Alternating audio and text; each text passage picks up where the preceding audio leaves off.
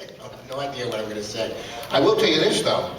I was talking to my wife this morning. This woman, really, she likes to talk a lot. She actually recently joined a group called On and On and On. I swear to God, I tell her, were you vaccinated with a phonograph needle? Because nobody even knows what a phonograph is anymore. Oh, you do? Okay, yeah. No, but I recently got one of those new fancy cameras with the very fast shutter speed. And I got a picture of my wife with her mouth closed. Can you believe that? She's a lovely lady, and oh my goodness gracious. She does spend a lot of, she tends to overspend, you know. But I mean, recently, her credit card was stolen, and I didn't report it because the thief was spending less than her. Can you believe that? We always hold hands when we go out, though. We're still in love after 20 years. Of course, if I let go, she shops, which is not good. These are one-liners. I'm getting on there in age, as a matter of fact. No, I was lying yesterday. I'm somewhere between 50 and being a Walmart greeter. I don't want to say I'm old, but I actually lost my virginity to a druid. I remember my first STD was the plague. Can you believe that? A doctor was telling me the other day that my blood type was discontinued. That shocked me. But I knew I was old when I went there because he doesn't take x-rays anymore, he just holds me up to the light. And that was emotional. When Neil's got emotional, his teeth flew out. And they would fly out.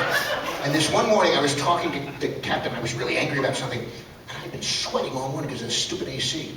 And I said, and my teeth flew out and my makeup unflated. Went. So every time somebody filleted me. So that was pretty strange. What else? Those are the things I remember. And Tim did a couple of funny stuff. Picardo used to do some funny stuff. Beltran did a lot of imitations. Beltran was a great imitator. He could do Bob Dole. You ever see anybody who could do Bob Dole? Remember Bob Dole? Do you know Bob Dole? Yeah. And he could do De Niro, and he could do Brando, and he could do Kirk Douglas and stuff, and he would do that constantly. And that would make everybody laugh. You're yawning. I don't blame you. This is not the most, but this is not bad. I'm just, you know, it's not that bad. But yes, you have a question? Who are you? Are you steampunk? No, it's a Stargate costume. Oh, okay. What kind? Stargate. Oh, Stargate, okay. For the episode with Tuvix, did you or Tim Russ have any involvement with that actor's performance of the compilation character? No, we didn't. I actually asked the writers if I could play that role, Tuvix.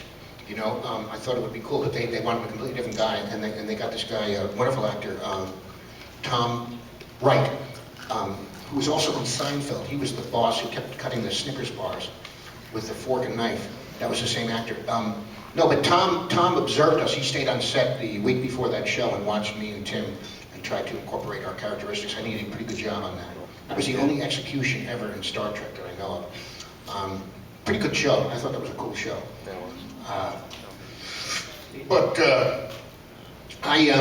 No, I didn't have much involvement in any of the stuff, you know. The writers' building was really far away. It was on the other side of the lot. And you didn't see them often, you know. They just never came by. And you got the script, and you kind of had to do with what they wrote. And they were pretty inventive people, I thought. They did a good job. I'll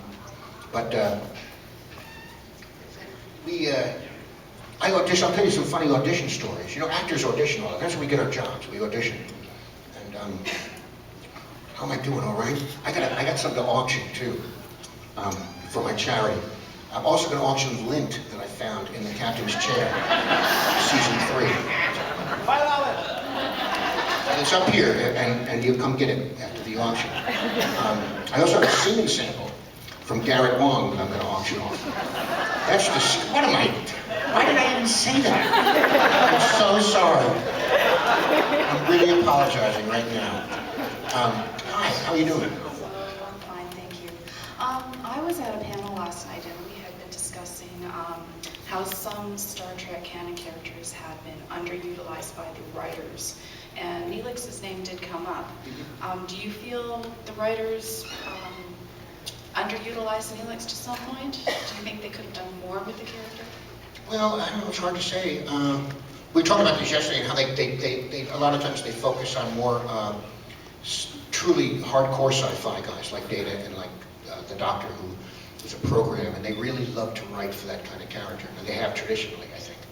So that's one of the things. And then they like to focus on the women, particularly in Voyager, because there were some pretty strong women in that cast. And then they have a lot of guest stars, and prominent guest stars every week.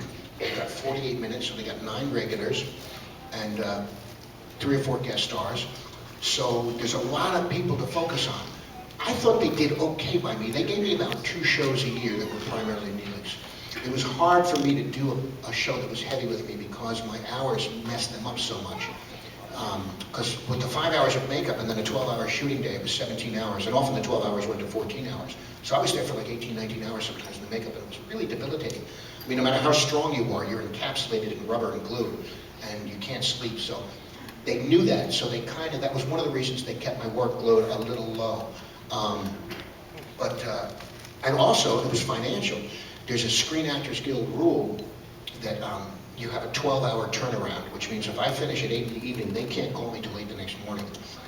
Now, if they break that and they call me earlier than 12 hours, they have to pay me a certain amount of money. And so they don't like to break that because they have a bottom line that they have to meet. So those are also reasons for me as a makeup character. And you'll see Armin too in Deep Space. They lowered his load a little bit, but his makeup was not as long as mine. So that had a lot to do with it. But also, you know, Neelix was a peripheral character in a lot of ways. He wasn't on the bridge. He wasn't part of the military. He was a chef. You know, I think they did okay by him. You know, I certainly was, in the beginning I said, I want more and more. And then after a while I said, oh, it's great. This is great. I don't have to. Nowadays, the older you get, the more I get. It's the best 2 days in an actor's life, the day he gets the job and the day it's over. I used to say when I was a kid, how come I can't have more lines? Now I'm like, do I have to have this many lines? Could you give some to him? Because I've gotten, you know, lazier.